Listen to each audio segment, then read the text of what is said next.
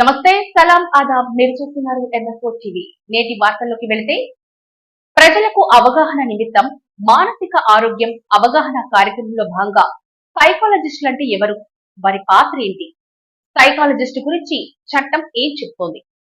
గతంలో సైకాలజిస్ట్ గా ప్రాక్టీస్ చేయాలంటే పీజీ రెగ్యులర్ లేక డిస్టెన్స్ కోర్స్ పూర్తి చేస్తుంటే చాలు. సైకాలజీ డిపార్ట్మెంట్ లేని యూనివర్సిటీలు కూడా డిస్టెన్స్ కోర్సెస్ ఆఫర్ చేశాయి. దీంతో వందల మంది అర్హత లేని సైకాలజిస్టులు పుట్టుకొచ్చారు. దీన్ని నియంత్రించాలని సైకాలజిస్టులకు కూడా రిజిస్ట్రేషన్ తీసుకురావాలని చాలా కాలంగా పోరాటం జరుగుతోంది. ఎట్టకేలకు 2021 సంవత్సరం మార్చి నెలలో కేంద్ర ప్రభుత్వం national health and allied sciences బిల్లును ప్రవేశపెట్టింది. డెసిగ్నేటెడ్ క్లినికల్ సైకాలజిస్ట్ గా ప్రాక్టీస్ చేస్తున్నాను. ఈరోజు ఈ పత్రికా సమావేశం ఏర్పాటు చేయడానికి గల ముఖ్యమైనటువంటి కారణాలు ఏంటి అని అంటే, ప్రజల అవగాహన నిమిత్తం కోసము మానసిక ఆరోగ్యము అంటే ఏంటి, మానసిక ఆరోగ్యంలో సైకాలజిస్టులు పాత్ర ఏంటి, అసలు సైకాలజిస్టులు అని ఎవరు అంటారు, సైకాలజిస్టులకి చట్ట ప్రకారము ఏం చెప్తున్నారు అనేటువంటి విషయాల గురించి మనము క్లుప్తంగా తెలుసుకునేటువంటి ప్రయత్నం చేద్దాం. ఎందుకు ఈ విషయాన్ని ఎంచుకోవటం జరిగింది అని అంటే, చాలా మంది ప్రజలకే కాదు, చదువుకున్నటువంటి వాళ్ళకి కావచ్చు, లేక మెడికల్ ప్రొఫెషనల్స్ కూడా కావచ్చు, స్కూల్ యాజమాన్యాలకి కూడా కావచ్చు, చాలా మందికి ఈ సైకాలజిస్టుల మీద అవగాహన అనేటువంటిది లేదు. సో ఆ అవగాహన కల్పించేటువంటి భాగంలో మనం ఇవాళ ఎవరు సైకాలజిస్టులు అనేటువంటి విషయం తెలుసుకుందాం. జనరల్గా సైకాలజిస్టులు అనేటువంటి వాళ్ళు బేసిక్ యూజీ డిగ్రీలో కానీ లేక పోస్ట్ గ్రాడ్యుయేట్లో కానీ సైకాలజీ రెగ్యులర్ కోర్సు రెగ్యులర్ మోడ్లో చేసినటువంటి వాళ్ళు అర్హులు, లేకపోతే డిస్టెన్స్ దూర విద్యా విధానం ద్వారా కోర్స్ చేసినటువంటి వాళ్ళు సైకాలజిస్టులుగా చాలామంది అవుతున్నారు ఇదివరకటి వరకు. కానీ ఇప్పుడు దానికి భిన్నంగా ఏంటి అని అంటే, సైకాలజిస్టులకి కూడా ఒక జనరల్ బాడీ చట్ట ప్రకారము ఒక కౌన్సిల్ని ఏర్పాటు చేస్తే బాగుంటుంది అని చెప్పేటువంటి ఉద్దేశంతో చాలా రోజుల నుంచి ప్రభుత్వాలకి విజ్ఞప్తి చేస్తూ మేము పోరాటాలు కూడా చాలా వరకు చేశాం. వాటన్నిటి ఫలితంగా ఏం జరిగింది అని అంటే, 2021 సంవత్సరంలో కేంద్ర ప్రభుత్వము ఈ సైకాలజిస్టుల కోసము ఒక బిల్ అనేటువంటిది ఈ గెజెట్ రూపంలో తీసుకొచ్చింది. దాని పేరే ఏమంటున్నామంటే, ఇక్కడ national commission for applied health professionals అని లేక అప్లైడ్ హెల్త్ సైన్సెస్ అనేటువంటి మార్చి నెలలో 21వ సంవత్సరంలో తీసుకొచ్చింది. దాని ప్రకారం ఏంటి అని అంటే, ఎవరైతే సైకాలజిస్ట్ అని పేరు చెప్పుకుంటారో, సైకాలజిస్ట్ అని ట్యాగ్లైన్ వేసుకుంటారో, వారు ఖచ్చితంగా రెగ్యులర్ మోడ్లో కోర్సు పూర్తి చేసినటువంటి వాళ్ళై ఉండాలా. అలాగే 3006 గంటల పాటు క్లాస్ రూమ్లో కానీ లేదా ఇంటర్న్షిప్ రూపంలో కానీ లేకపోతే వివిధ NGOsలో కానీ అకాడమిక్ ఇన్స్టిట్యూషన్స్లో కానీ ఆర్గనైజేషన్స్లో కానీ పనిచేసినటువంటి అనుభవం కలిగినటువంటి వాళ్ళనే మనము సైకాలజిస్టులుగా పరిగణిస్తాము అనేటువంటి విషయం స్పష్టంగా ఆ బిల్లులో వాళ్ళు తెలియపరచడం అనేటువంటిది జరిగింది.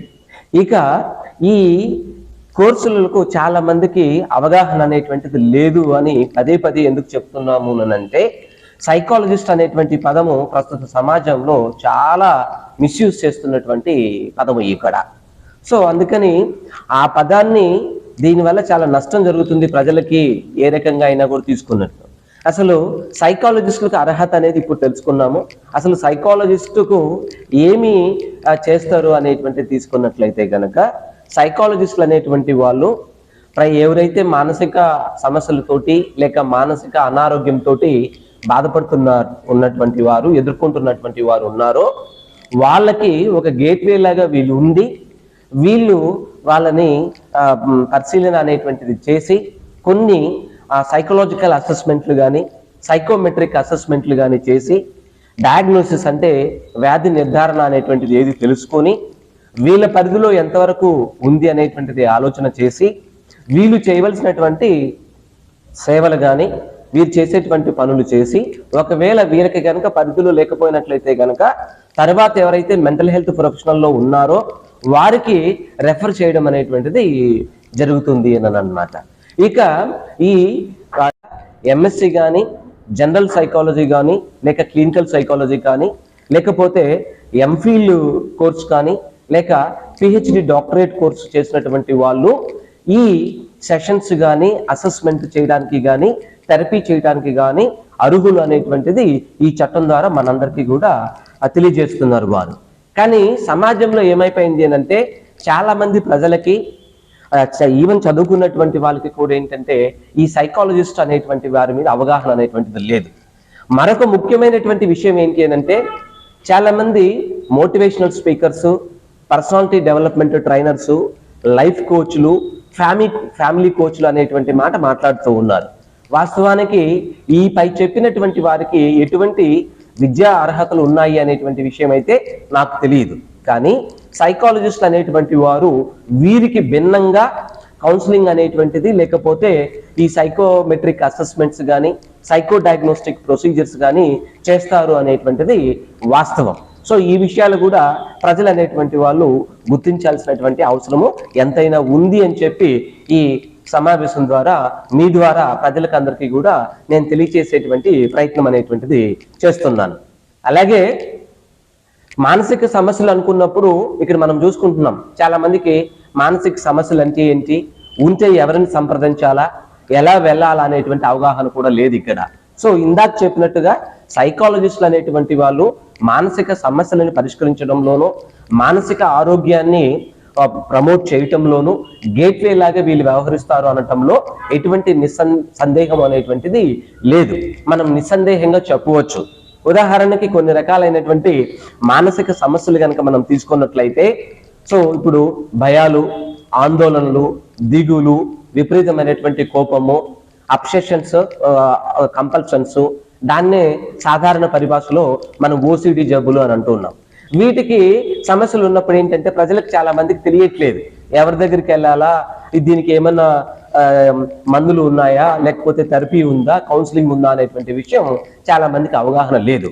కానీ చాలా మంది ఏంటంటే కౌన్సిలింగ్ పేరుతో చాలా రకాలైనటువంటి ప్రయత్నాలు చేస్తూ ఉన్నారు.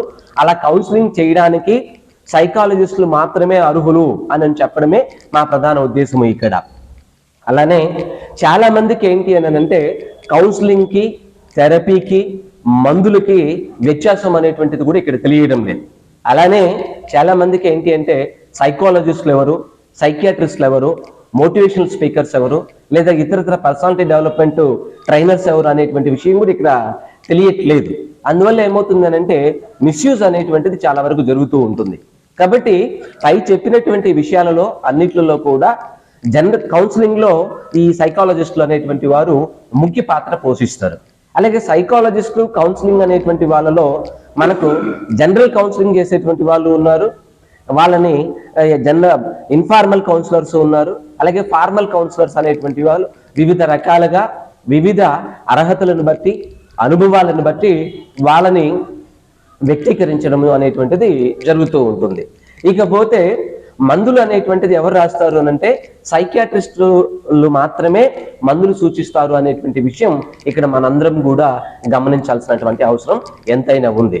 అలాగే ఇక్కడ క్లినికల్ కేసులు కొన్ని ఉన్నాయి, డిప్రెషన్ అనేటువంటివి కానీ, లేకపోతే ఇతరత్ర బైపోలార్ డిజార్డర్స్ అనేటువంటివి కానీ, సైకోసిస్ అనేటువంటివి కానీ, ఇంటర్నెట్ అడిక్షన్ అనేటువంటివి కానీ, ఇతరత్ర కేసులు అనేటువంటివి ఖచ్చితంగా ఎవరైతే సెషన్స్ చేస్తూ ఉన్నారో వాళ్ళకి rehabilitation council of India license అనేటువంటిది చాలా అవసరం. దానినే మనం ఏం చెప్తున్నాము అని అంటే సెంట్రల్ రిహాబిలిటేషన్ రిజిస్ట్రేషన్ అనేటువంటి విషయం కూడా మనం ఇక్కడ చెప్తూ ఉన్నాం. ఇదే విషయాన్ని మెంటల్ హెల్త్ యాక్ట్ బిల్లు 2017లో తీసుకొచ్చారండి. నాకు తెలిసి సెప్టెంబర్లోనో నవంబర్లోనో ఆ బిల్ ఆమోదం పొందింది పార్లమెంట్ లో. దానిలో ఈ మానసిక ఆరోగ్యం గురించి, సైకాలజిస్టుల గురించి, సైకాలజిస్టుల సేవల గురించి, సైకాలజిస్టుల అసెస్మెంట్ గురించి, కౌన్సిలింగ్ గురించి, థెరపీ గురించి, మందులు సూచించేటువంటి విధానాల గురించి చాలా వరకు క్లుప్తంగా తెలియచేయడం జరిగింది. దానికి అనుబంధంగానే ఈ national allied health professional bill అనేటువంటిది కూడా, యాక్ట్ అనేటువంటిది కూడా తీసుకురావటం అనేటువంటిది జరిగింది. ఈ యాక్ట్ లో ఖచ్చితంగా ఈ అండ్ జే క్లాజెస్ లో ఏం చెప్పారు అని అంటే ఎవరైతే రెగ్యులర్ మోడ్ లో 3006 గంటల పాటు అటెండ్ అయ్యి ఉంటారో వారు మాత్రమే సైకాలజిస్ట్ అనేటువంటి ఆ డెసిగ్నేషన్ వేసుకోవడానికి లేదా ఉపయోగించడానికి అర్హులు అనేటువంటి విషయం చాలా స్పష్టంగా చెప్పడం అనేటువంటిది జరిగింది. ఇంకా ఇందులో ఈ యాక్ట్ లో ఏమో 8 చాప్టర్లు ఉన్నాయి, కానీ ఇప్పుడు చెప్పిన విషయాలు 7వ చాప్టర్లో చెప్పుకున్నారు. 71వ పాయింట్ లో ఉంది. సెక్షన్ 2లో 2R క్లాస్ లో 7వ కాలంలో ఈ విషయాలు, ఈ క్లాస్ గురించి బిహేవియరల్ హెల్త్ కేర్ ప్రొఫెషనల్స్ గురించి చాలా స్పష్టంగా చెప్పడం జరిగింది. ఎందుకనంటే దీని మీద చాలా మందికి అవగాహన లేదు. ఎవరెవరు ఈ మెంటల్ హెల్త్ యాక్టివ్ ప్రొఫెషనల్స్ కింద వస్తారు, బిహేవియరల్ హెల్త్ ప్రొఫెషనల్, ఈ కేర్ ఏంటి, కేర్ బిల్ ఏంటి అనేటువంటి దాని కిందకి ఏ ఏ వృత్తులు వారు వస్తారు అనేటువంటిది అక్కడ స్పష్టంగా చెప్పడం అనేటువంటిది జరిగింది. ఇకపోతే ఈ సైకాలజిస్టులు అనేటువంటి పదము ఈ దశాబ్ద కాలంలో చాలా దుర్వినియోగమైనటువంటి విషయం మనందరికీ కూడా తెలిసినటువంటిదే.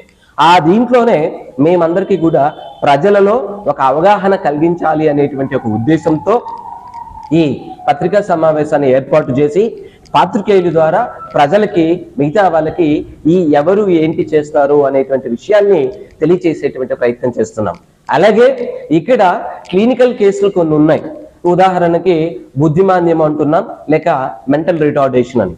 అలాగే ADHD అంటున్నాం, అటెన్షన్ డెఫిసిట్ హైపర్ డిజార్డర్ అని, దాన్ని ఆటిజం స్పెక్ట్రమ్ డిజార్డర్స్ అని అంటున్నాం.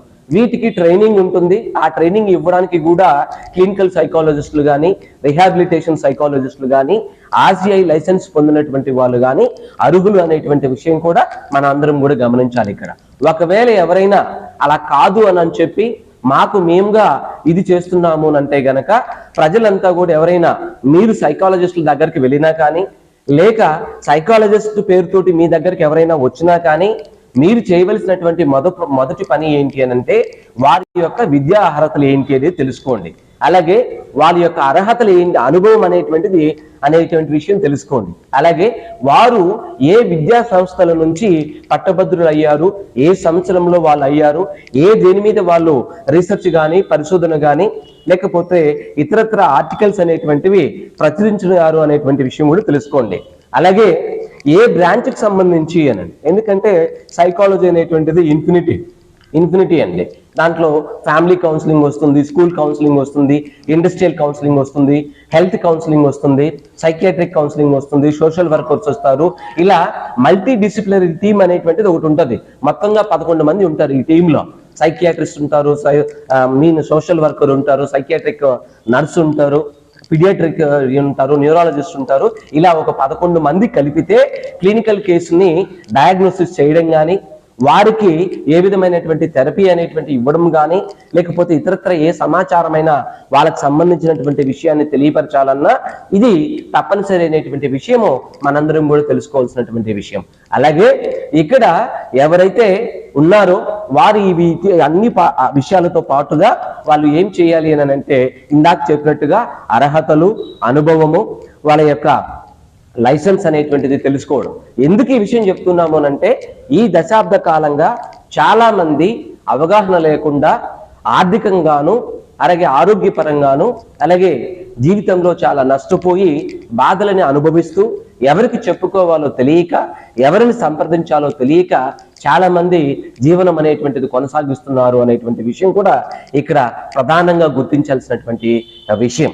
సో అందుకని మరొకసారి పత్రికేయుల సమావేశం ద్వారా ప్రజలకి అందరికీ కూడా తెలియపరిచేది ఏంటి అని అంటే ఈ సైకాలజిస్టులు అనేటువంటి పదము ఫ్యాషన్ కోసమో, లేక పాపులారిటీ కోసమో, లేదా ఇతరత్ర ఐడెంటిటీ కోసమో కాదు అని చెప్పి, దానికి ఒక చట్టబద్ధత ఉంది అని చెప్పి, దానికి ఒక విద్యా అర్హత అనేటువంటిది ఉంది అని చెప్పి, దానికి కొన్ని క్రైటీరియా ఉన్నాయి అనేటువంటి విషయాన్ని చెప్తూ కౌన్సిలింగ్ అనేటువంటిది వేరు, థెరపీ అనేటువంటిది వేరు, మందులు అనేటువంటిది వేరు, జనరల్ కౌన్సిలింగ్ అనేటువంటిది వేరు. కాబట్టి వీటి మధ్య ఉన్నటువంటి వ్యత్యాసాన్ని మీరందరూ తెలుసుకొని ఆ యొక్క సైకాలజిస్ట్ యొక్క సేవలు గనక మీకు అవసరమైతే సరైనటువంటి వ్యక్తి ద్వారా, ప్రాధాన్యత కలిగినటువంటి అనుభవం ఉన్నటువంటి ఆథెంటికేటెడ్ వ్యక్తుల ద్వారా మాత్రమే ఈ సైకాలజిస్ట్ సేవలు పొందాలని చెప్పి మీ అందరికీ తెలియజేస్తూ, నాకు ఈ అవకాశం ఇచ్చినటువంటి మీ అందరికీ మరొకసారి హృదయపూర్వక కృతజ్ఞతలు తెలియజేసుకుంటూ సెలవు తీసుకుంటున్నాను. జై హింద్.